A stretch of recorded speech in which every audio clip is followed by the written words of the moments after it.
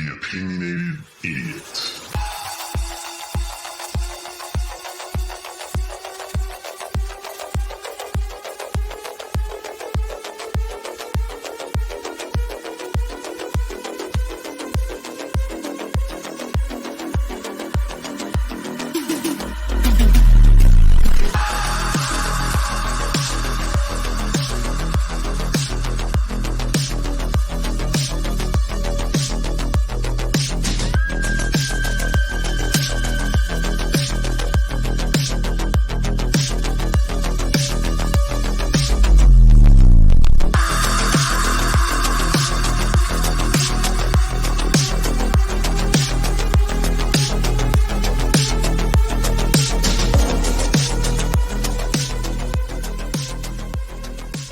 The Opinionated Idiot live show.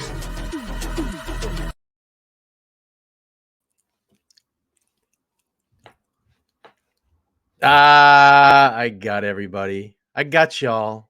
I got y'all.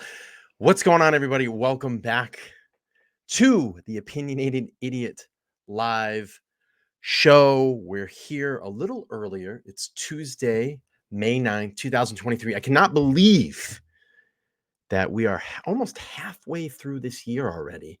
Maybe it's because we don't have the big C rolling around anymore. Maybe I don't know. It's just weird. Everybody was supposedly getting it. Everybody had it, and now it's just completely gone. I just don't get it. I don't get it. But time is absolutely going by fast. Going by fast. I'm going to welcome everybody in early on this Tuesday evening. I know it's not 8:30 p.m. Eastern Standard Time, but I want to get an early show in this evening. I have a bunch to go through. I'm doing a lot of preparation for Saturday's show. You're not going to want to miss Saturday's show, Saturday night live here on the Opinionated Idiot YouTube channel. There is going to be a wow moment on that show, I'm going to tell you. So you're going to want to be here. That show is going to be a little bit later as well. We're going to start that one at 9 o'clock. So let me get a little housekeeping out of the way, and then I'll recognize this new member. My personal life has changed a little bit in relationship to my job. My employer, or the place that I work at, we recently just lost a lot of people, and that is putting a lot of burden on me to pick up that work. I'm going to be going into a very strenuous personal schedule for a little while until I get things ironed out. So I'll be working like 12-hour days, maybe 7 days a week, until we can get this problem resolved or get some people hired. So I'm going to continue to try to stream as much as I can. I don't think that it's going to be 8:30 streams. They may be a little bit later. And then I have to balance my personal life and my career as well. So I am not giving up. I'm going to continue to keep this channel moving. This is a passion of mine. It's a dream of mine to keep this going. So I will not give up. So I will find that healthy balance between all of those elements in my life, because I want to keep doing this. I want to keep bringing content to this channel and to my members and audience, subscribers here. So bear with me a little bit. The stream times are going to get a little bit wanky. I'll make sure that I do, enough preparation ahead of time and give you guys enough notice. So that'll be in the private Discord chat. If you're not a Discord member, you can get into the Discord, go down and hit the join button, subscribe, $1.99 a month will get you into the Discord group. When you get into the Discord group, just change your Discord name to your YouTube screen name. And what I'll do is after the show, I'm trying to make it that I post on my community tab, on YouTube community tab, the Discord link, so you can get in, and it's for paid members only. It's for members only. You can join down below. $2 a month will get you in there. So I wanted to get kind of that housekeeping out of the way. So please just bear with the channel for a little while. My life's going to get a little bit crazy. It's going to get a little stressful, but I am not giving up. I'm not giving up on this channel. I'm going to make time to do streams. They're going to probably be at night. I might pop and do some midday streams when I have some time, but just bear with me. And I will try to give everybody enough notice as I can. Facebook as well. I do notifications on there, and you can follow me on Twitter. All those links are posted in my comments below, after the stream post. So let's do this. Let's get into the show. We're going to talk about Anna Walshe and Brian Walshe this evening. Let me go back up to the top of the chat like we always do. Whoa, guess who's here? First one in. Victorine's here, says, hey, excited for another live show. Good to see you. Kay says, idiot audience time. Let us know where you're here and where you're from. Love that.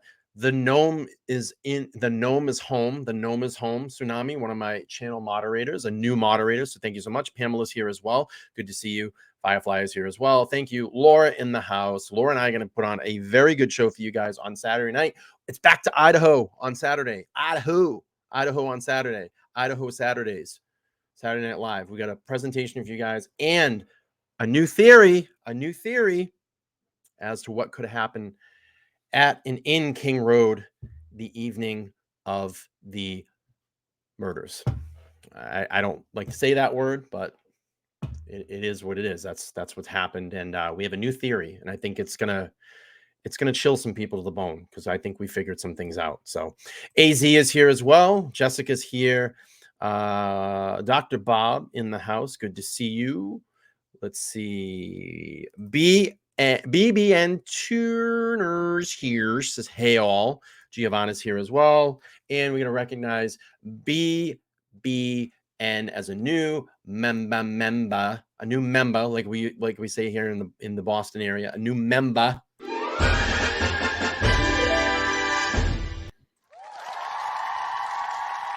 New member. Thank you for your membership. MJC. Oh man, I got the loop on. I got the poop loop on. I got the poop loop on. Let's see. Should I forget? Chosen Rosen's here. Good to see you. Brooke is here. All right. Devil Doll is here. A member. Yeah, we got a new member. A new member. All right, let's get into it. Oh, we got one more before I get into it. We got Vanderhoof here as well. Good to see you. Got all the members in the house. The chat will grow as the stream goes on. All right, so what we got tonight, we have fake paintings, we have affairs, we have hacksaws, we have mysterious ransom notes, all this crazy shit that's going down here in Cohasset, Massachusetts, and we're going to get into it. Hang on one second. I'm just checking something really quick. Let's see if the YouTube censors got me. Did they get me? If they get me early, yep, I knew they would. I got a request for this for review. Hopefully they'll manually review it during the show. And by the time it posts, I can get paid. All right, let's get into this. So what we're going to talk about tonight is Anna Walshe, the Beauty and the Beast. This is Anna Walshe. If you're not familiar, it's her Instagram account here. I'm going to tell you, I was reading through a lot of the comments on her Instagram today, and people are giving her a lot of shit. But Anna is missing, and they have found a lot of evidence at the Walshe home that Brian Walshe, her estranged husband, or her husband that she's in a terrible relationship with, is the alleged killer. So let's get into some articles, like we like to say here in the Massachusetts area, some articles. Let's bring this up. So if you haven't heard, let's get you familiar with this. This happened in Cohasset, Massachusetts, quite a few months ago, and now Brian Walshe has been arrested in connection with the homicide of his now deceased wife, Anna Walshe. And apparently, what led to this was she had went missing. He had lied about the last time that he had saw her. The police came in and did an investigation. And yeah, truly stunning woman. She's a gorgeous woman. Um, so he had lied about a lot of lying, and they had found a bloody knife in the home. There's some rumors about a hacksaw blade that they had found with some of her DNA on it, but we're going to get into all this. So the timeline of the missing Massachusetts mother, Anna Walshe, and her husband, Brian Walshe. So this give you a good background. I'm going to pull up some articles and do some videos as well. Let's read through this, guys and ladies. Anna Walshe, a Massachusetts mother of three, has not been seen since at least the new year, and investigators have searched areas north and south Boston to uncover her whereabouts and status, CNN reported. And I do remember watching, like, live on TV, actually people in hazmat suits searching the town or city dump to see if they could come up with any type of human remains. Her husband, Brian Walshe, 47, told police he last saw her on January 1st when she left their home in Cohasset for a flight in Washington, D.C. for her job. And Anna is a real estate. She's in real estate sales, very high-end real estate sales, and did a lot of her work out of Washington, D.C. But authorities have accused him of misleading investigators, and they said they found a bloody knife in the basement of their home. Excuse me, indigestion. That Chick-fil-A is a knocking right now, boy. That Chick-fil-A is knocking. Using information from the criminal affidavit, police and prosecutors and defense attorneys, CNN put together a timeline of the couple's movements and actions from their earlier legal troubles to her recent appearance. Now, Brian Walshe, if you're not familiar with this, was caught quite a few years ago selling fake Andy Warhol paintings, and actually was indicted in that. Let's go here. 2018, Brian Walshe's father, Dr. Thomas Walshe, died in September 2018 and left nothing to Brian, leading to protract legal fight over his estate, according to court documents filed in Plymouth Probate and Family Court in Massachusetts.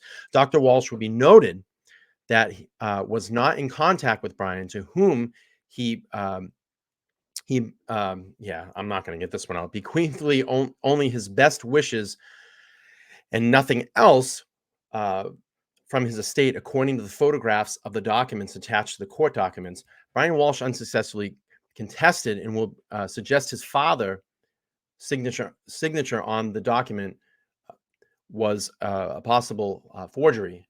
I'm just going to say this. I'm sorry. I suffer from a little bit of dyslexia. I have a little bit of a stutter as well too when I read. So if I get some shit on the comments after, just wanted to point that out. I try to do my best to read through these articles. What they find, my brain reads very far ahead, but doesn't process the information. So it's soaking in very fast. But by the time I speak it out, I'm behind. I don't know if anybody struggles with that, but my brain reads it very fast, and then I struggle from behind. So I try to do the best I can here to read as much as I can. And if some of you have ever typed with me, you'll notice that in my typing as well too. My brain is so much far ahead, but I spell common words wrong, and I reverse letters and stuff like that a lot too. So I do apologize. Affidavits in the opposition to Brian Walshe's petition argued that he had been estranged from his father and detailed years of alleged swindling and manipulation. He had several fallings out with his son, wrote Andrew Walshe, the estate executor and one of Dr. Walshe's nephews. Brian had ran off with a significant amount of money and had almost zero contact with Brian R. Walshe over the last 10 years plus. In October 2018, Brian Walshe was indicted on federal fraud charges and allegedly selling a fake Andy Warhol art online, according to court documents. The FBI investigators alleged Brian or Ann Walshe used their eBay account to sell paintings in November 2016, less than a year after they were married. The complaint does not charge Ann Walshe with the wrongdoing, but states that she spoke to a person who purchased the fakes after the buyer learned the paintings were not authentic and located her work number. The documents who alleged Brian Walshe took real artwork from a friend to sell, but never did.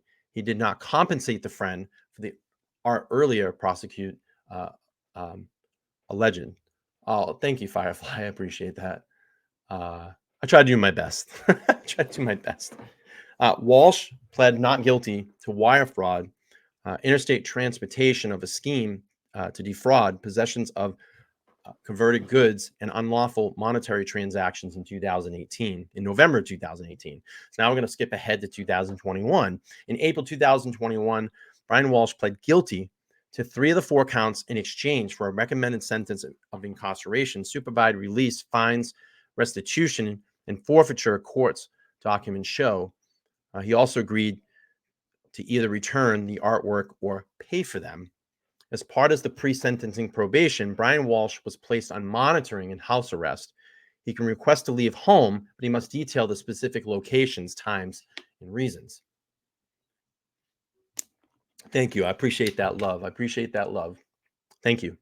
So now we're going to fast forward to December 31st, 2022. According to Brian Walsh's statements, the police included in the affidavit, he and his wife hosted a New Year's Eve dinner at their home with a friend named Jem. Brian and Anna Walshe went to bed shortly after the friends left 1 or 1:30 a.m. He told investigators, the affidavit states, Anna Walshe said she had a work emergency and needed to fly to Washington for her job the next morning. He told police. Let me just pull this up real quick. I appreciate all the love. You guys and ladies are amazing. Thank you. Pop seems to hear you. I had the same struggle. Please do not apologize. You should listen to yourself reading. You might be surprised how you sound. I wonder, I would never have guessed. Yeah, I don't think that we, like, as ourselves, we process it, but I think I catch myself sometimes. But once I usually calm down and get into the article, my brain slows down. So, now you can actually hear me. I'm a little bit probably flowing a little bit better. So now we're going to go to January 1st, 2023. As Brian Walshe told police in the morning, Anna Walshe got ready and kissed him goodbye and told him to go back to sleep, the affidavit states. She usually took an Uber, Lyft, or taxi to the airport and left between 6 and 7 a.m., the affidavit states. He further told police a babysitter arrived in the afternoon and he had left home to get groceries at about 3 p.m., the affidavit states. He told police that then he went to see his mother about 4 in Swampscott, about an hour drive from Cohasset, but did not have his cell phone and got lost, making a trip longer than usual, the affidavit states. Yeah. Isn't that kind of funny? That I just want to read this sentence and maybe we can relate this to some things that are going on in the Idaho, the Brian Koberger case. So let's go back to that sentence. He told police he then went to see his mother at 4 p.m. in Swampscott, about an hour drive from Cohasset, but he did not have a cell phone and he got lost, making the trip longer than usual, the affidavit states. A little weird how the alleged suspect took a very long time to drive home that night, which normally would be a 15-minute drive. Oh, look at this. He said he left his mother's house within about 15 minutes and arrived to run errands for her at Whole Foods and CVS, and eventually return home to Cohasset at about 8 p.m., according to the affidavit. So now we're going to go to the next day. Anna Walsh's cell phone pinged in the area of Cohasset home on January 1st and the 2nd, according to prosecutor Lynn Beedlin. As Walshe told investigators, he took one of his children for ice cream at the juice bar in Norwell in January 2nd, while babysitting watched their 2 kids. The affidavit states. I have to say this too. A lot of the areas that we're talking about, Cohasset, Norwell, Swampscott, those are all very affluent neighborhoods, very, upper middle class, what we would call in Massachusetts, like well-to-do towns. Investigator confirmed this trip occurred, the affidavit states. According to the surveillance video, Brian Walshe traveled to Home Depot in Rockland, where a surgical mask and gloves, and made a cash purchase, the affidavit states. There, Walshe bought $450 of cleaning supplies, including mop buckets, tarps, and various types of tape, according to Beelan. Gee, that doesn't sound or look suspicious. Rockland is where the home of where Aerosmith is. Steven Tyler. Anna Walshe workplace was a real estate company. Tishman Speiler called police to report that she did not show up for a job, Beelan said. According to Brian Walsh's defense attorney, he called her workplace to ask if they knew where her whereabouts were prior to the workplace calls. Cohasset police arrived at Anna Walsh's home for a well-being check, a wellness check, according to the affidavit. Brian Walshe spoke to an investigator multiple times to provide the above timeline for his actions and whereabouts on January 1st and 2nd. Yeah, cleaning supplies. Yeah, $450 worth of cleaning supplies. I don't think that he's just mopping the garage. Cohasset police announced, or redecorating, Cohasset, on January 5th, Cohasset police announced Anna Walshe is missing and asked the public to come forth with any information. Police said that she had been seen shortly after midnight on New Year's Day. On the 6th, police launched a massive search for Anna Walshe that included canine officers and search and rescue teams in the wooded areas near her home. On the 7th, at least 6 investigators were tasked to driving to the North Shore area, Massachusetts, watching surveillance video to try to verify Walsh's timeline of the events, the affidavit states. They were not observed. They did not observe him on video at the Whole Foods or CVS in Swampscott on January 1st, as he stated the affidavit. I mean, as you can see here, this is all starting to fall apart for Mr. Walshe. Not really looking good right now. On the 8th, Walshe was arrested and charged with misleading police in the investigation. Police said in a statement, good move by the police there. Because who knows, maybe this guy fucking takes off. So thank God they have him in custody. On the 9th, Walshe was arraigned in court and pled not guilty to the charges of misleading police. Beelan, the prosecutor, said investigators had found no evidence of Anna Walsh's taking a ride share from the home on January 1st. She had statements to police because a delay in the investigation. The prosecutor also said evidence obtained in the search warrant for the home found blood and a bloody knife in the basement. The judge set the bail at $500,000 in cash and set the next hearing for February 9th. Prosecutors released the affidavit in support of criminal complaint that lays out authorities' timeline the prior week. The affidavit describes Brian Walsh's statement to police as to clear up the attempt to mislead, delay investigators. I'm going to skip ahead a little bit here. On the 17th, an arrest warrant was charged. Actually, you know what? There might be some court. Let's see. Investigators conducted search of the north of Boston and collected a number of items that were processed in test. According to the statement of the Norfolk District County attorney, the statement also referred to Anna Walsh's disappearance as suspicious. According to the source, with direct knowledge of the investigation, the investigator put the crime scene tape around dumpsters near the home of Walshe, mother in Swampscott, and dug out the trash transferred in Peabody. Both locations were north of Boston. Law enforcement sources told CNN investigators they found a hacksaw, torn up cloth material, and what appears to be a blood stain at the Peabody site.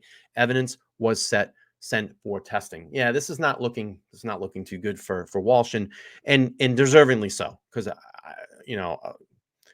this guy, I think, is going to go down hard. January 17th, an arrest warrant was charged Brian Walshe with the murder, was issued in the death of his wife, Anna Walshe. Norfolk District County, Michael Morrissey announced he had been held at Norfolk County House of Corrections, which is an incredibly tough prison. Norfolk County is not a joke around prison. Very rough in there. And was transported to Quincy District Court to be arraigned on murder charges on Wednesday, Morrissey added. Additional details in the investigation and the evidence in support of those charges are likely to be present and arraigned, but will not be disclosed at this time, the prosecutor said. So I wanted to give you a little bit of some background there, in this case, get you kind of caught up to speed. I have some videos that we're going to play through here. I got, let's see, I have a CBS Boston from 3 months ago. It's about a 25-minute video. Let's go through that. But what I first want to do is just pull up some quick articles here about some of the details that have now come out in this investigation since this last article was reported. So there has been a report that mass mom Anna Walshe had months-long affair with man in Washington, D.C. before she vanished, court documents. This was on May 3rd. I'm not going to read too much of this, but authorities believe that Anna Walshe had plans to leave her husband, according to court documents obtained by People. Authorities believe Massachusetts mom Anna Walshe was having a months-long intimate affair with a man in Washington, D.C., and had plans to leave her husband, Brian Walshe, before she went missing.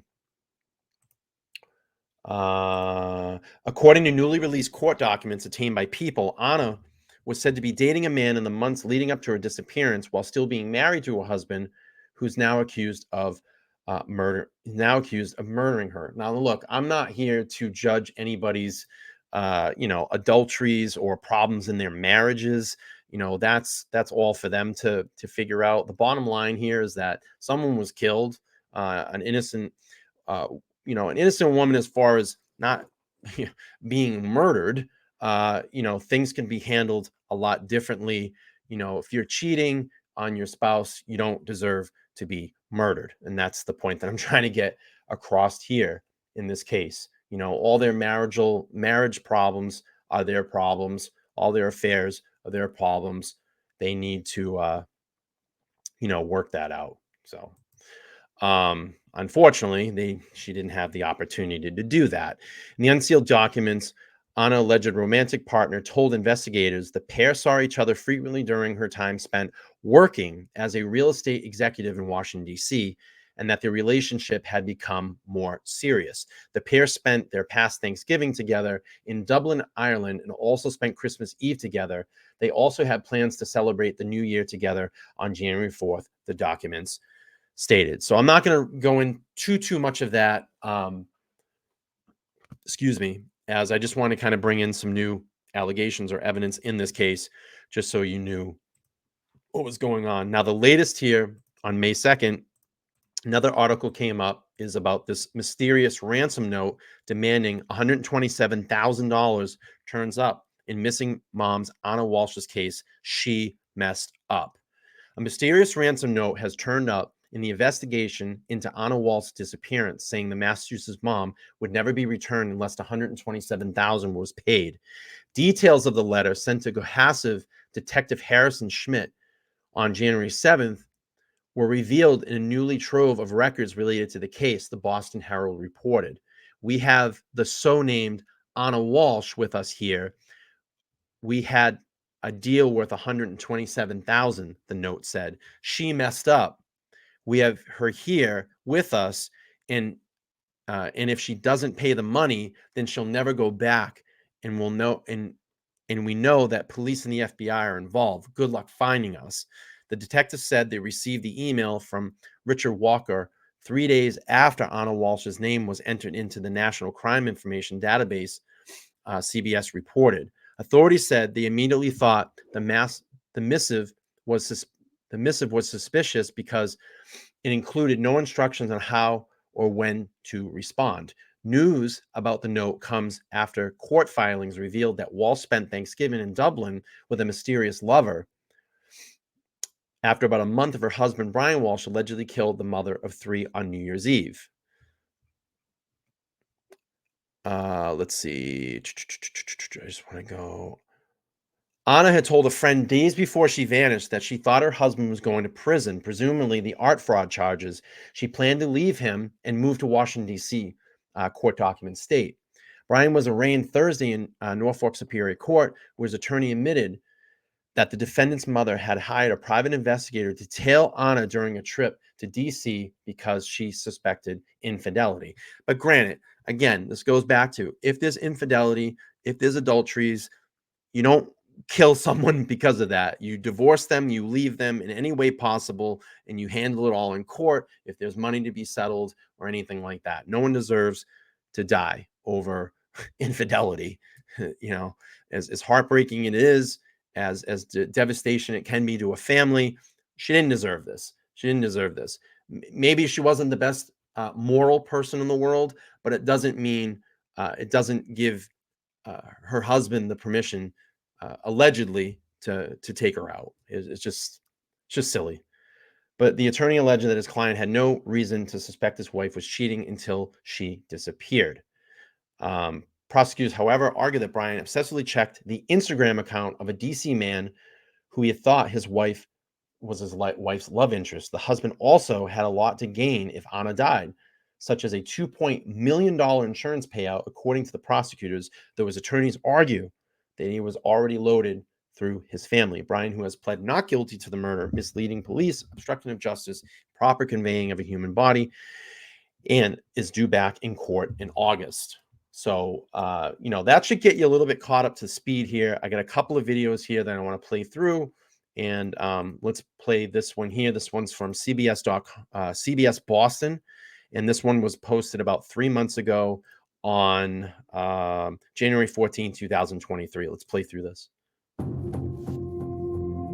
We're looking for the public's help and the media's help in locating Anna Walshe. At this point, it's a missing person investigation. We have nothing to support anything suspicious or criminal. Right now, a desperate search for a missing wife and mother who has not been seen since New Year's Day. Anna's very active on Instagram, and I didn't see a picture from her trip. We love you so much. We want you here. The husband of a missing woman from Cohasset is under arrest and due in court this morning. He's on surveillance at that time, purchasing about $450 worth of cleaning supplies. The couple has 3 small children between the ages of 2 and 6. I-team sources say investigators have now discovered evidence at that Blvd trash facility.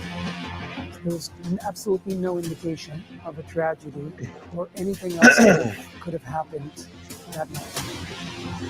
That character flaw usually involves narcissism. Everybody's favorite. And believing that they can trick Coffin-daffer people into believing their narrative.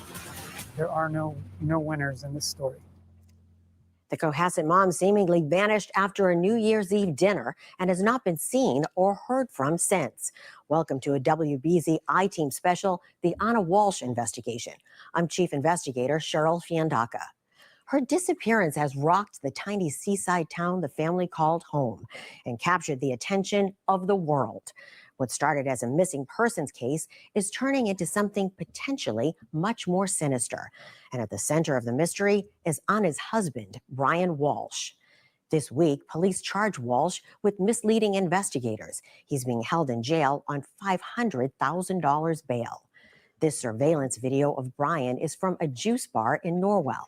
Police say he told investigators he went there on January 2nd. He also told police it was the only place that he went that day.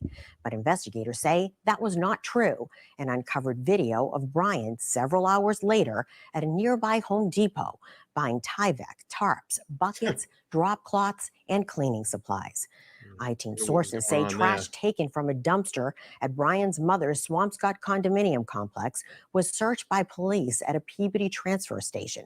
There, sources say investigators found trash bags containing a hacksaw, a hatchet, a rug, used cleaning supplies, and blood. All of it and the DNA now being tested at the state's crime lab. The I-Team also uncovered a police report Anna filed in Washington, D.C. before the couple was married. In that 2014 report, Anna claimed Brian threatened to kill her and her friends over the phone. No charges were filed because Anna refused to cooperate with police. Meantime, the Walshes' 3 young children are in the custody of the state and are facing an uncertain future. Here's how it all began. As the calendar turned from 2022 to 2023, something appeared to be happening in the Walshe home. What started with a New Year's Eve celebration turned into a desperate search for Anna. This is the timeline of what we've learned so far. If this is your first time over on the channel and you like what you've seen here today, make sure to go down and subscribe, smash that like button. I really would appreciate it. Look, we don't do all Idaho stuff here. We do other content as well. You get the same content. You get the same performance in our Idaho content. Like, I get it. Idaho, Brian Koberger is the hot topic on YouTube. But we got other material we do here. We bring cases to light that need to be brought to light. So, once this Idaho stuff concludes, I'm not saying like stuff, but once this case concludes, look, we got other material to do here. We have other material. You guys are missing out on awesome shows. I'm telling you. Missing out on awesome December material. 31st, New Year's Eve. Brian Walshe and his wife Anna had dinner with their friend Jem Mutlu. There was no indication of anything other than celebrating the new year. After that celebration dinner, I agree. Walshe allegedly told police. Oh, and by the way, on Thursday night, I'm going to be doing a part 2 to Scumbag out in Oklahoma. There's new details that have come out, and we need to talk more about that. So don't forget to come over on Thursday. That show will be 8:30 p.m. Eastern Standard Time, my regular time. So you're not going to want to miss that as well. All right, let's keep playing through this. Anna, who worked as a property manager in D.C., had a work emergency. She went to bed around 1 a.m. and planned to fly to D.C. the next morning. Friends say their Happy New Year messages were never returned. January 1st, 2023, New Year's Day. Walshe allegedly tells police he last saw his wife between 4 and 6 a.m., claiming Anna left the house in an Uber or Lyft to the airport. But police say Anna did not get a ride share and did not board a flight to D.C. 7 a.m., police say Walshe got up to make breakfast for the couple's 3 boys. At the same time, a babysitter arrived at the Cohasset home. Walshe tells police he went to run errands and headed to CVS and Whole Foods for his mother. But prosecutors say there are no receipts or surveillance video showing Walshe at either store. January 2nd, 2023.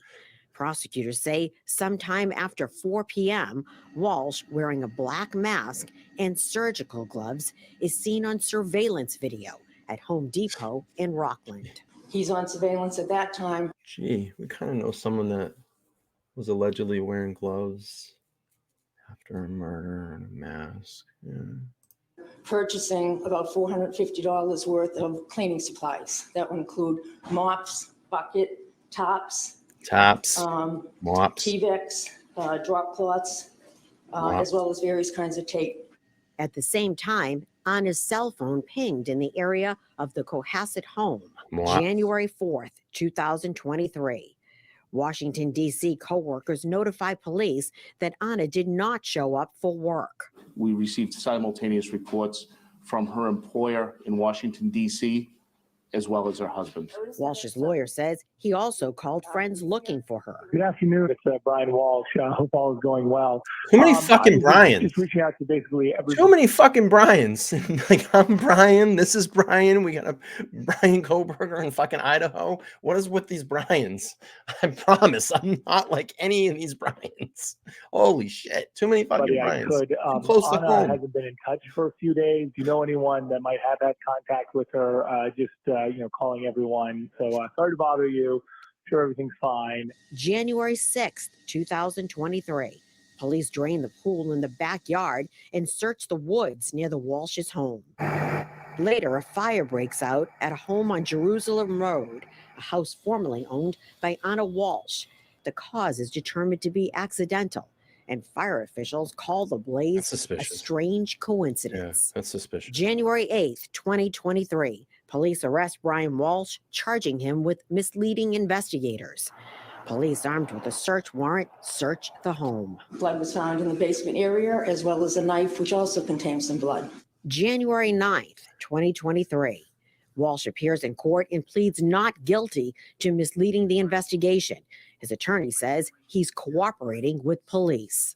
Mr. Walshe has given several interviews. Yeah, right.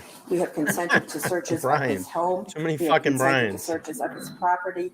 We had consented to searches of his cell phone. Hours later, I-Team sources say investigators searching through trash taken to a transfer facility in Peabody from a dumpster at Walsh's mother's Swampscott condominium find garbage bags with a hatchet, a hacksaw, used cleaning equipment, and blood.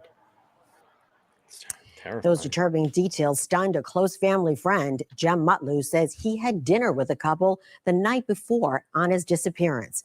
And a WBZ exclusive, Anna's former boss broke down in tears, talking to WBZ's Julie McDonald about the last time he saw her and their friendship. She became my right arm, and we became. It's terrible.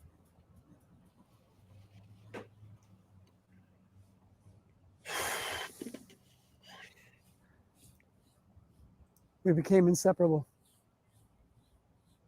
And her family became my family. We're in absolute shock and disbelief as to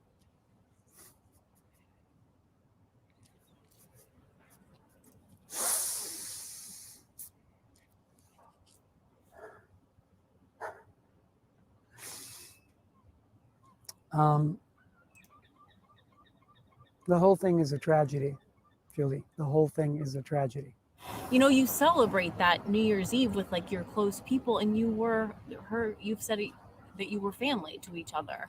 She said, Jem, I know you won't go out on New Year's Eve. I know you'll just stay home by yourself. And, you know, Brian and I would love to see you. So this apparently is like, just come over. Like if there's I anyone. think it's the last friend that she saw. We'd love to see it. We'd love to have over. It's you. Please come. And so I said, of course.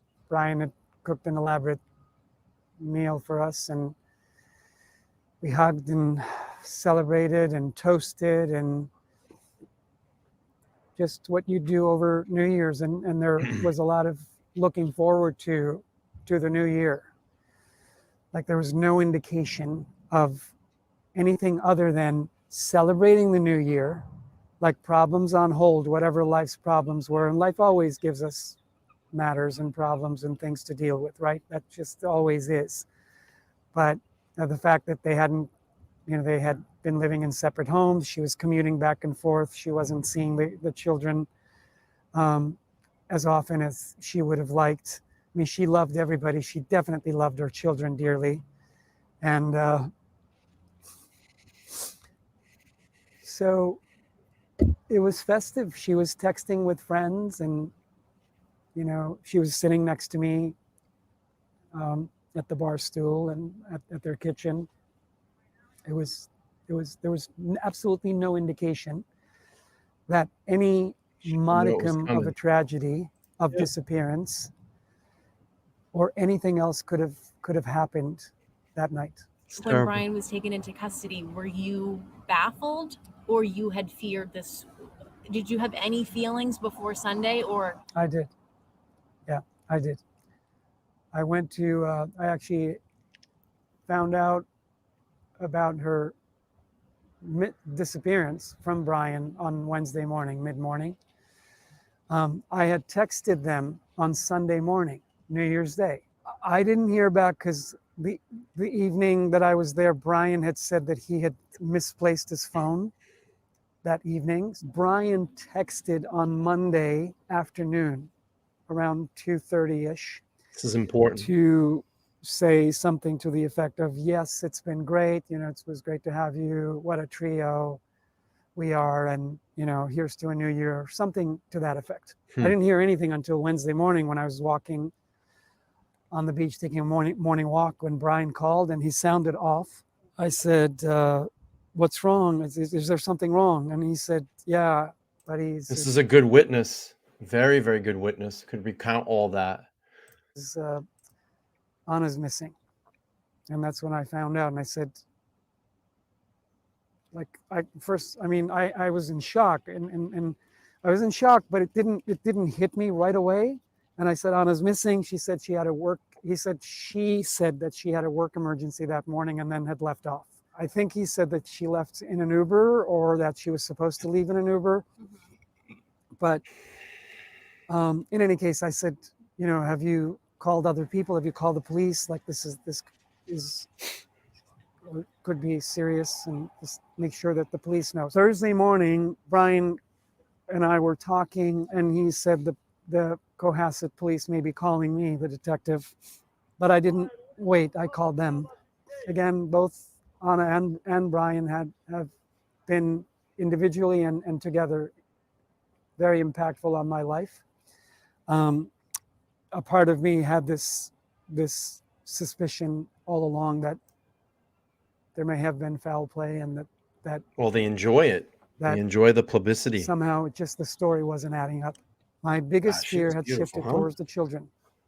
Believe it or not, I still have a modicum of hope that somehow. Beauty and the Beast. I think you got it. While some friends were worried and emotional about Anna, others were raising questions about Brian's family history. WBZ uncovered court records with accusations that Brian stole money from his father. Our Chris Tanaka has an exclusive interview with a friend who says the relationship between Brian and his father was strained, and it was all because of money. To protect his identity, we aren't showing his face and have altered his voice. Brian was not like other young people. He was always dressed in Armani and penny loafers. When he was like 13, I never saw him in dungarees. He just wanted the finest things in life. Trouble in the Walshe family may have been hard to detect. So by the way, if anybody's wondering what dungarees are, that's like what we say in Massachusetts, like jeans. A lot of the old school people here will call it dungarees. That's like my mother and my father call it dungarees. It's like a Massachusetts thing. Dungarees. Look at this guy. Guy's a demon. But it was there. Court documents claim Brian stole $1 million from his father. The family friend we spoke to said it caused a massive falling out, and the two did not speak for more than a decade. This was a kid who never gave his father an ounce of like teenage angst. He didn't smoke, he didn't drink, he didn't do drugs. He was very close and he was very respectful to his father. He was charming. And when he did this, it like stabbed his dad in the heart. Court documents also show Brian's father, Dungarees. Thomas Walshe, the late head of neurology at Brigham and Women's Hospital, cut Brian out of his will before his death in 2018. There was indeed a will, and there were specified inheritors, and Brian was not one of them. Brian is accused of destroying the will, appointing himself the personal representative of the estate, then liquidating more than $100,000 from his dad's bank accounts. The family friend also noted Brian's 2021 conviction on fraud, where he stole a friend's Andy Warhol paintings and sold them, as well as fake versions of them. He was not trustworthy. He did things that were shameful and horrible to someone he really cared about. But it's funny. I was noticing like cases like this, the people that get everything handed to them are always the ones that are like criminals and, you know, deviant in their actions. I mean, this guy's life, he had everything in front of him. I mean, essentially, you know, if you're living that, you know, that American dream, I guess, you know, he had money, had seemingly some really great friends, lived in a great area, had a beautiful wife, had 3 kids, and they just fuck it all up and do all this weird shit and have to be criminals and then end up fucking killing their wives, allegedly. Yeah, it's that entitlement. It's crazy. That I just don't get what pushes them over the edge. You know, what pushes them over the edge. All right, let's keep playing through. I never saw him raise his voice. There are more damning claims in those court documents. For example, at one point, Walshe even tried to sell off his father's home in Hull. Chris Tanaka. Yeah, you're right, WBZ Firefly. News. The I-Team is also learning more about that federal art Dungarees. fraud case. Brian pleaded guilty to those charges in 2021. Since then, he has been on home confinement, awaiting sentencing. WBZ's Christina Rex talked to the art dealer he's accused of scamming.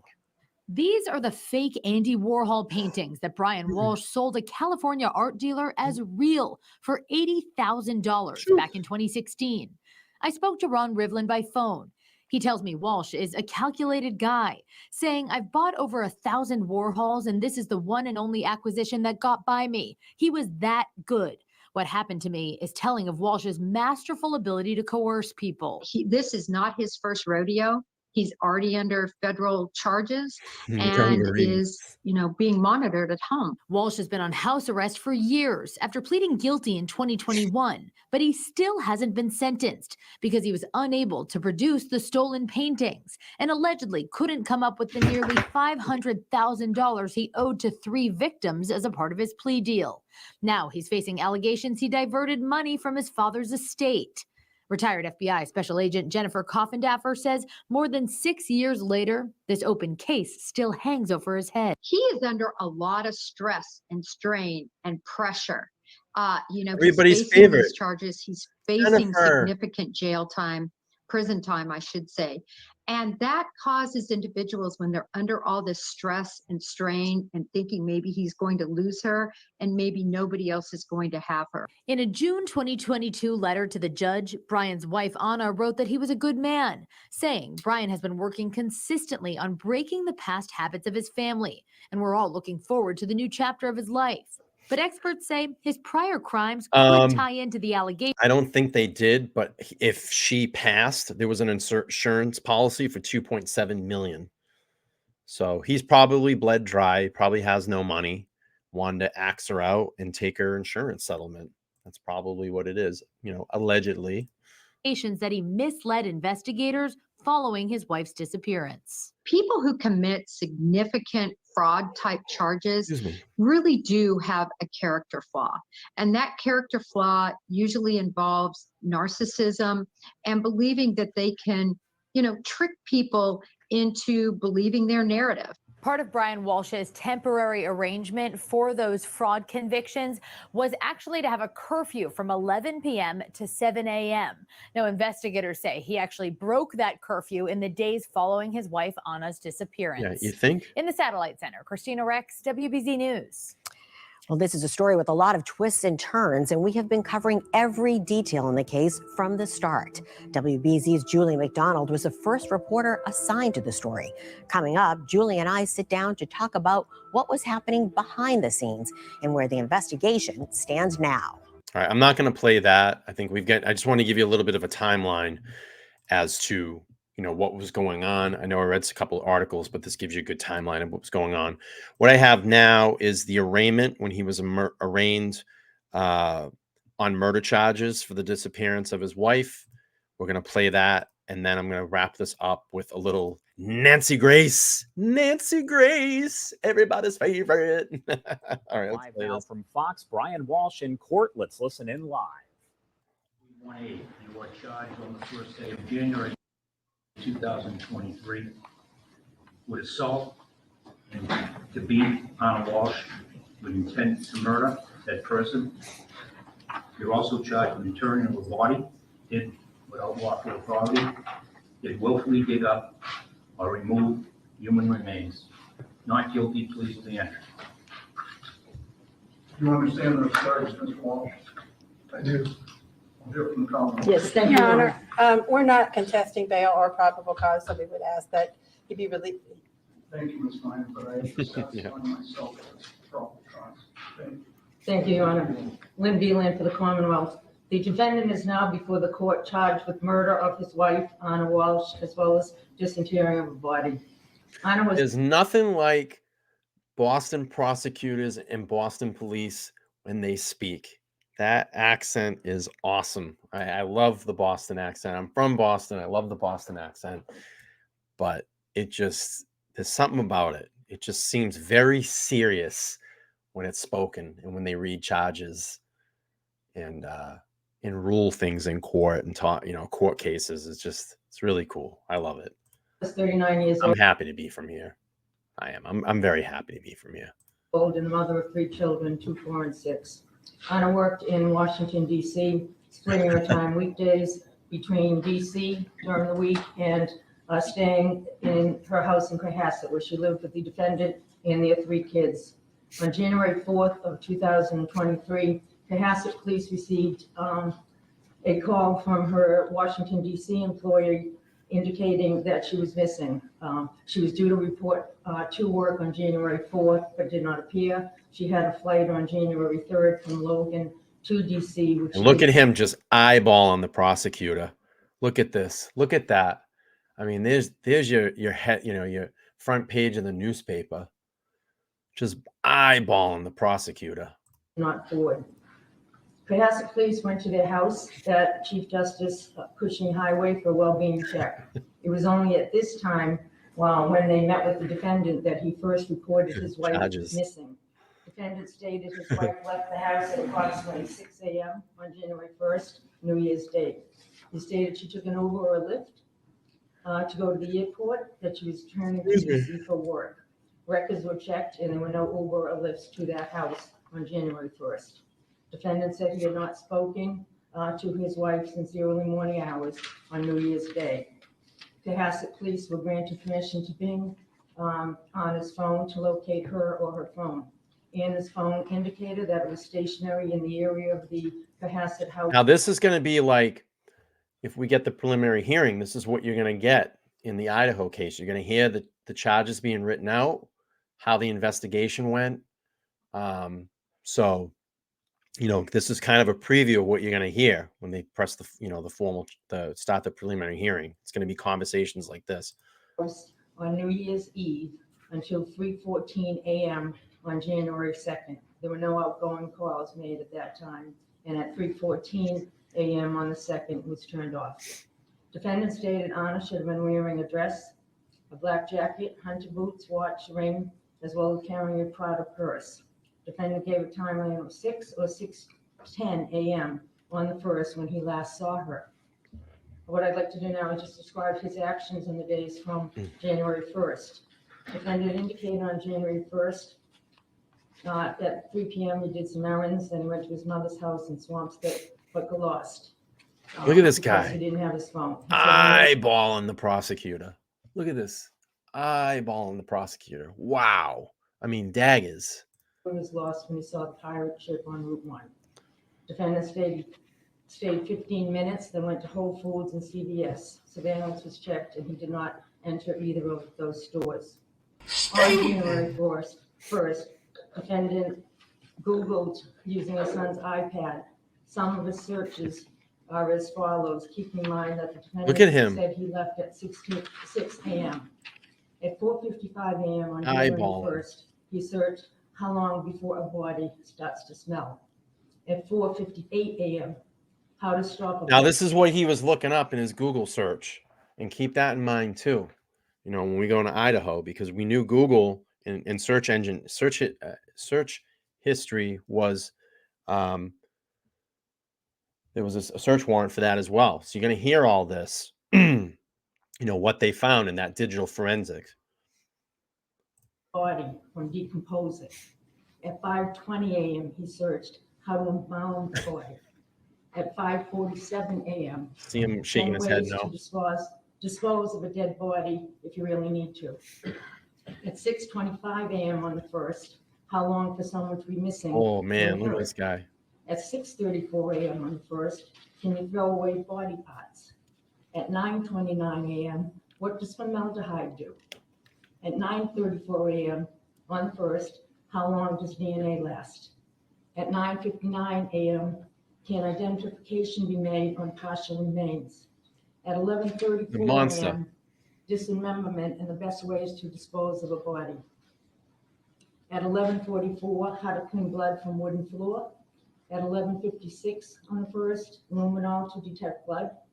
At 1:08, what happens when you put body parts in ammonia? At 1:21 p.m., is it better to throw crime scene clothes away or wash them? Those were on the January 1st. There was also information gained from the defendant's phone, which showed on January 2nd, he was at Home Goods in Norwell, where he purchased 3 rugs. There were also Look at the daggers he has for the prosecutor. Wow. Just staring her down. Google searches on January 2nd. Wow. At 12:45 p.m., hacksaw best tool to dismember. At 1:10 p.m., can you be charged with murder without a body? Yes. At 1:14 p.m., can you identify a body with broken teeth? On January 2nd, following Yeah, I those, do know about the that one, defendant, Giovanna. Was seen on surveillance at the That Home Depot in Rockland. case is actually like 2 or 3 towns over from me. That happened on Christmas, I think. She shot him in her front yard or something like that. I do remember that. Mansfield, Massachusetts. Checking the surveillance, the defendant is observed on a security camera fishing a cart. Items included cleaning products, mops, brushes. I mean, I don't know if it's a good murder case, but I know what you're saying. A Tyvek suit with boot covers, buckets, goggles, baking. Tyvek suit with boot covers. I wonder if we'll see that in any of the Idaho case. Soda at Hatchet. And He had a booties. face mask and rubber gloves on at the time he was pushing the cart in Home Depot. At 5:32, he was seen at the Derby Street in Hingham, now removing the gloves and the mask. Data from his phone also tracked his whereabouts on January 3rd. And she's a paraplegic now, I think, and she is in custody in rehab, and there's a lot of shit going on with that too. Yeah, I know when you're talking about. That was actually down the Cape as well too. She jumped out a window, and she's now, I think she broke her neck, and she's now a paraplegic or something like that. So it's crazy. And they're saying that fucking it's a mental health thing. There's a lot of bullshit about that case, I think, from last time I read. She might get off on like mental health. It's unbelievable. Unfucking believable. And it doesn't surprise me in liberal Massachusetts, though. Locations were traveled at 4:27 no, I know what you're saying. on January 3rd to an I know apartment what you're saying. complex in Abington. Surveillance shows the defendant's Volvo, as well as a male Look at this sitting guy. defendant's Daggers. exit a car near the dumpster. He walks to the dumpster carrying a garbage bag. He's leaning, and it appears to be heavy as he has to heft it into the dumpster. He walks to the dumpster with the garbage bag and leaves it. On 4:48, he hit another complex in Abington, and at 5:10 p.m., cell phone shows records Post-pregnancy at depression. another apartment in Brockton. Video shows a party consistent with his appearance and his Volvo. Again, he discarded items in the dumpster. On January 3rd, that same day, at 1:02 p.m., he did some more Google searches. What happens to hair on a dead body? You're right, At Tsunami. 1:13 p.m., what is the rate of decomposition of a body found in a plastic bag compared to on a surface in the woods? At 1:20 p.m., can baking soda mask or make a body smell good? On January 4th, the following day, the defendant went to Home Goods and TJ Maxx. He purchased towels as well as bath mats and men's clothing. At 4:15 that day on the 4th, he went to Lowe's where he purchased squeegees and a trash can. On January 4th, when the Duxbury mother. police went to the house Look at this guy. on the well-being Daggers. track, officers observed his Volvo with seats down and a plastic liner in the back of the car. The next day, a view of the Volvo showed his seats folded down, floor mats with some dirt, and the carpet appeared to show fresh vacuum streaks. When asked about the liner, the defendant Wow, said look at he that threw it in the stare. trash. Chemists later analyzed the car, and there was present blood in the car.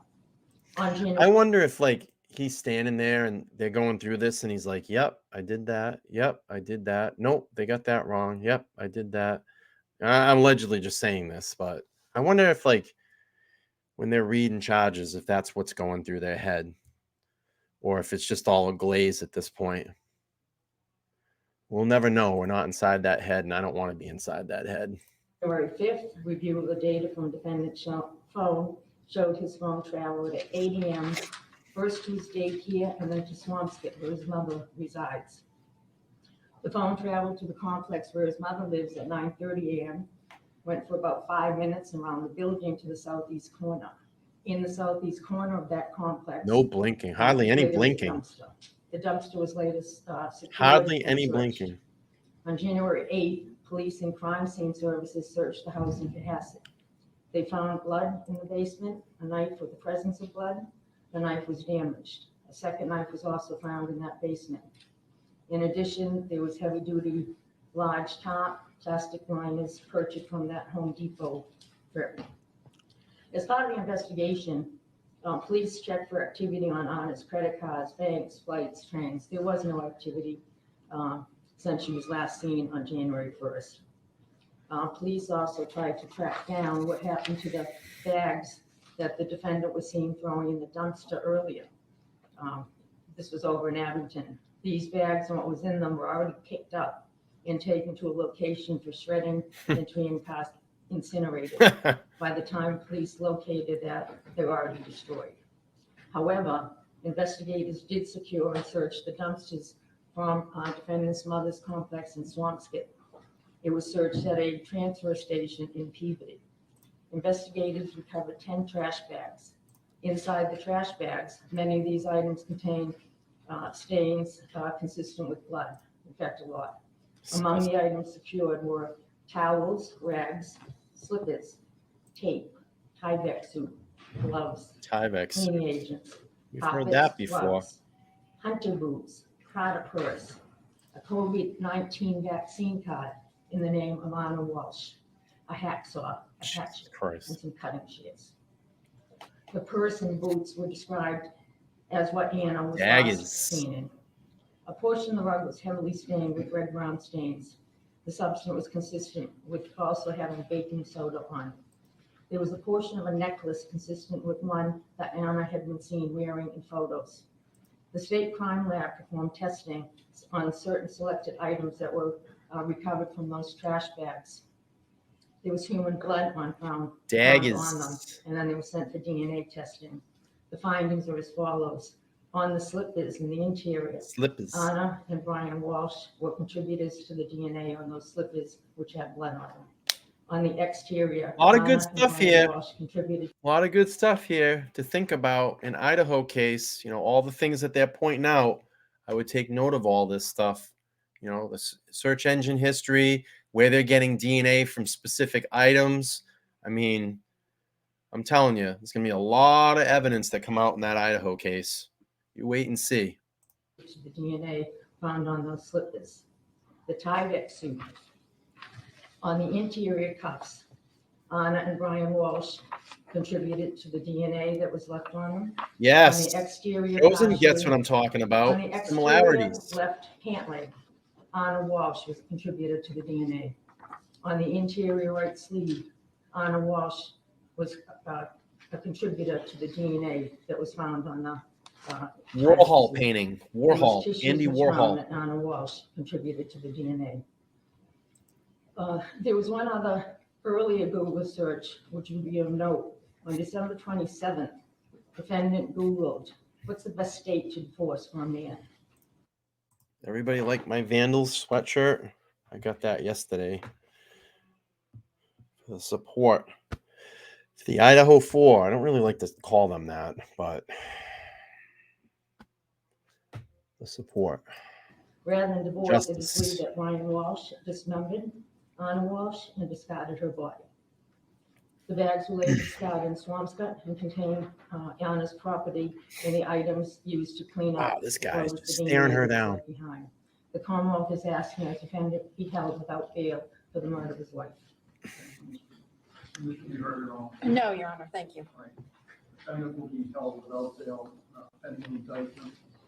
Do we have a date for probable cause, or is dealing at no reserved time for the grand jury? Not at this time, but I will. Believe it or not, Picasso produced a lot of art, a ton of art, did a lot of hand drawings too.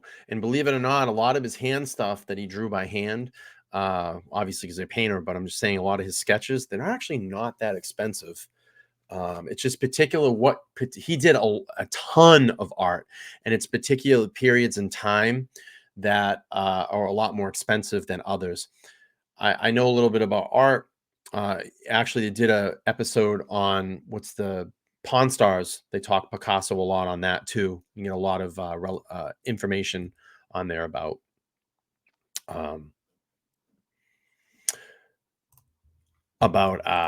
Picasso. Your Honor, A lot of stuff, a lot of his stuff was faked. Already for the. A lot of fake Picassos out there. A lot of his sketching was fake. Oh, February 9th, apologize. If we want to put it on for status on that day. And that's by Zoom, Your Honor, correct? What up? Thank you. What up? Status date is fine, Your Honor. February 9th for status. Thank you. Thank you, Your Honor. So, sir, you're held without bail until February 9th, 2023 for a status date.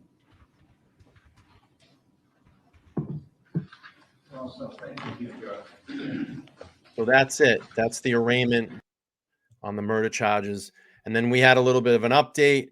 about a week ago. Look at the difference of the appearance now of this monster.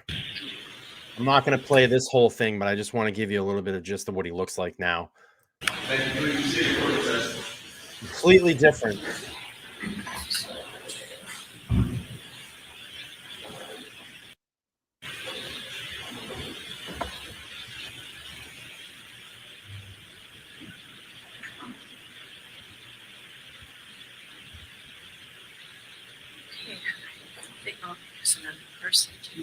.001, Brian Walshe of Cohasset in the County of Norfolk on or about January 1st, 2023 at Cohasset in the County of Norfolk did assault and beat Anna Well, prison living is not good in Norfolk County. I can tell you that. Walshe with intent to murder her, and by such assault and beating did kill and murder said Anna Walshe in violation of Massachusetts General Law, Chapter 265, Section 1, against the peace of said Commonwealth and contrary to the form of the statute, in such case made and provided, a true bill assigned by the foreman of the grand jury and assistant district attorney for the Norfolk District. To this indictment for first-degree murder, sir, how do you wish to plead, guilty or not guilty? Right. Not guilty. Thank you. Counsel, does your client waive the right to a full arraignment to these other two indictments? Yes. Thank you. One count of misleading a police officer and one count of conveying a human body. How do you wish to plead, sir, guilty or not guilty? Not guilty. Thank you. You can have a seat. Question of bail. Thank you. Mr. Connor? Thank you, Your Honor. The Commonwealth. I'm not going to play that. I just want to get you a little bit of an update. This is what he looked like about a week ago. All right, let's take it over to Nancy Grace. She did a special on this case a couple of days ago. Let's play out some of this, and then we're going to end up the stream. Sit back, relax, and let's watch Nancy. She didn't vanish. Anna Walshe was murdered. Now, in the last days, we learn a lot. Most significantly, in my mind, and I look at everything through the lens of probative value. What can this piece of evidence prove? How can I use this piece of evidence? What can I extrapolate from this piece of evidence? With them What can bushy I figure eyebrows. out from this one piece of evidence? I am a Brian, but Here I are do three not things have that bushy have come to eyebrows. light regarding Brian Walshe, the husband of Anna I thought she was going to say Brian Koberger. Walshe. Number one, a bone fragment. Bone fragment. Tiny fragment of bone has been found on a hacksaw. Bone fragments. In a dumpster, very near Brian Walsh's mother's place. You like that fucking hair from like Bram Stoker's Dracula. Let all that sink in. Bram Stoker's Hacksaw, Dracula. bone fragment near Brian Walsh's mother's place. Second, can you even imagine Brian Walshe just twisting and turning at the thought his wife may be having an affair? I mean, do you blame her? Number one. But that said, retreating to mommy's house to talk about his wife and her philandering and her cheating and how bad she is. Whoa, wait a minute. He's the one that has a fraud charge for trying to dupe people out of tens of thousands of dollars on Andy Warhol paintings.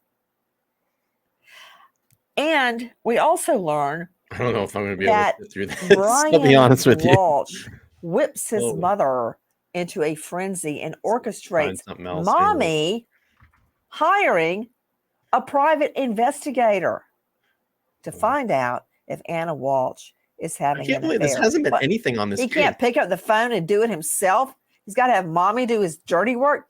I'm just going to throw in another fourth tidbit. Remember all of the horrendous, just sickening Google searches Brian Walshe allegedly made? All right, I can't fucking sit through her. I can't do it. All right, hang on. I got something here. Let's pull this up. This is about the ransom note. I find this to be interesting. Hang on. And then we're probably going to end this one up soon. Let you guys get over. Yeah, I need to change my name. All right, let's play has this. obtained recently unsealed court documents relating to the murder of Massachusetts mother Anna Walshe. Anna was reported missing back in January. Her husband, Brian, has since been charged with her murder, though her body has never been found. 12 News reporter Alexandra Don't need a Leslie has been body. pouring through the nearly 500 pages of documents all day and joins us now live in studio with what she's uncovered. Alex? Well, newly unsealed court documents that I obtained show a Cohasset police detective investigating the disappearance of Anna Walshe received a ransom note by email days after she was reported missing. It asked for more than $127,000 for Anna's return. On January 7th, close to 5:20 a.m., a Cohasset police detective received an email from an account with the username Richard Walker, which said, quote, "We have the so-named Anna Walshe with us here. We have a deal worth $127,000. She messed up. We have her here with us, and if she doesn't pay the money, then she'll never be back. And we know that the police and the FBI are involved. Good luck finding us." The email did not include any deadline on when to respond. The hundreds of pages of court records offer a detailed timeline, largely of the early days of the investigation into Anna Walsh's disappearance.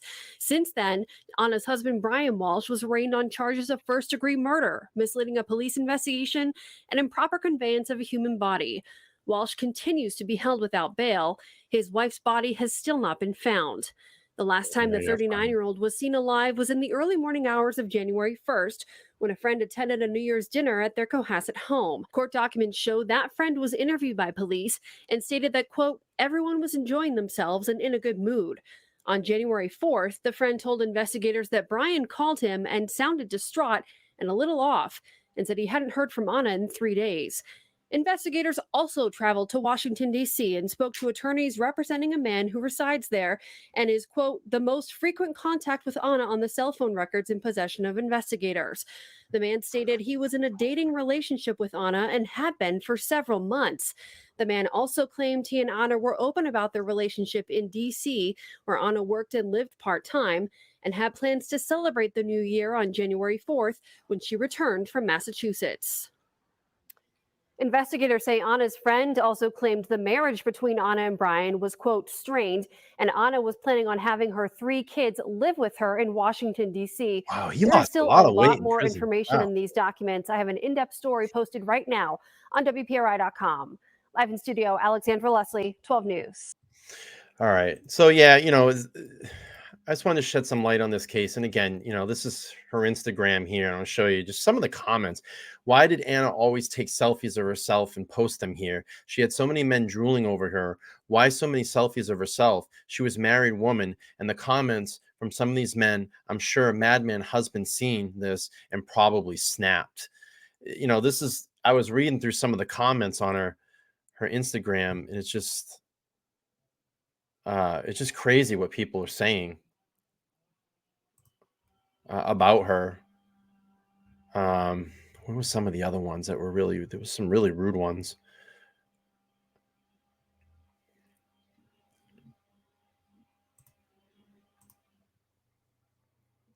Yeah, I mean, this guy said, "I don't get it. You have a wife, she's a total babe, beautiful. Some seems always happy, and it was ruined. I'm at a loss." Let's see. I seen some of the comments, pretty bad.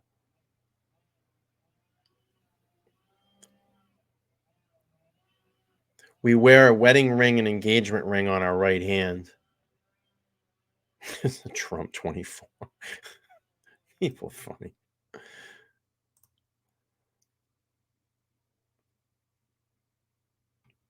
I know I saw some really rude ones.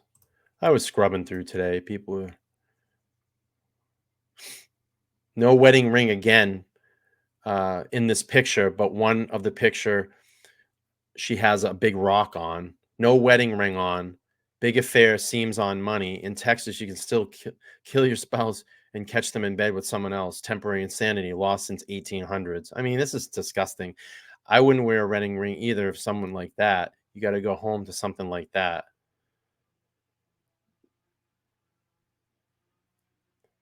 I'm sure you meant to be a personal one instead of you, because you, as myself, has nothing to do with this case or law. It does apply for women as well as... these are just like crazy people. Why would you even do this on someone that's dead? No wedding ring on. So if you want to go over, you want to check out on his Instagram account. I'll drop that link in there and you can go over and check it out. Yeah, it's crazy. People are discussing social media hiding behind the computer brings out the worst in people. Absolutely does. I mean, look, I get a lot of shit too. I get a lot of shit, believe me, but you just got to have the thick skin enough to deal with it. You know, that's what I say. And I was, you know, I said something in my chat the other day about, you know, a lot of just crazy channels that are dropping up, you know, popping up now, these dumpster fire channels that, you know, want to whip out Idaho content because they want their 15 seconds of fame. You know, I'm not in it. You know, I'm not in the YouTube space for fame. You know, I'm doing this to bring light to these cases, bring light to these victims, and hopefully catch the people that are doing, you know, committing these crimes and bringing justice to these victims. You know, everybody's these garbage channels that are popping up. You know, I'm not going to speak on specifics of what channels they are, but you guys are all adults. You can figure out what it is. You know, but listen, garbage TV sells. A lot of that garbage TV sells. And I don't want garbage here on this channel. We want to keep things straight. We want to highlight cases that need to be highlighted. We want to bring to light cases that might not have that huge media or public interest, because these victims need justice, and the people that commit these crimes need to go to jail. Let's see. We're getting close to about an hour and a half. I'm going to probably end this one for the evening. So short stream this evening, different time. I will be back Thursday night. We're going to do a part 2 to the scumbag out in Oklahoma. I refuse to say the name, but there has been some updates in that case. So we'll go through that. I posted the link if you want to check that out. And then the big show on Saturday. That's going to be for 9 p.m. on Saturday. We're going to pump it up, push it up a half an hour. So that one's there for the Saturday stream. Epstein is going to be on, let me look my calendar. Epstein's going to be on the 14th, so next Tuesday. I think that one's going to be 8:30, so my regular spot on 8:30. Again, if you're just coming into the streams, I kind of talked about my work, my career, my work life is pretty strenuous right now. We had a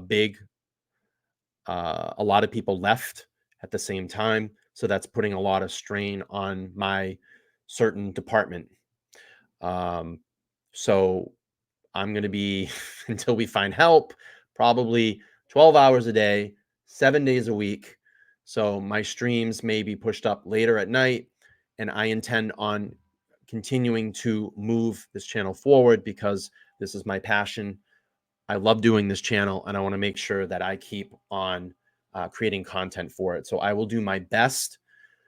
Hopefully I get relief at work soon, and I can resume back to my normal time. So the times over the next couple of weeks are going to be a little bit jumpy, but bear with me. I'm going to try to keep everybody notified as much as I can. So I will try to give you a heads up as close as I can. And if you make it, you make it. If not, replay crew. But we like to do the live shows because that's what this is. It's a live show. I like to perform, and I perform better doing a live show than shooting videos, because videos take me a long time to do. So everybody quit and become a YouTuber. Listen, if I could be a YouTuber, I would love to do this 7 days a week, but I would need a lot of money to become a professional YouTuber, and I'm not quite yet there. It's going to be a while. It's going to be a long while. I'm on the 3 to 5 year plan, hopefully.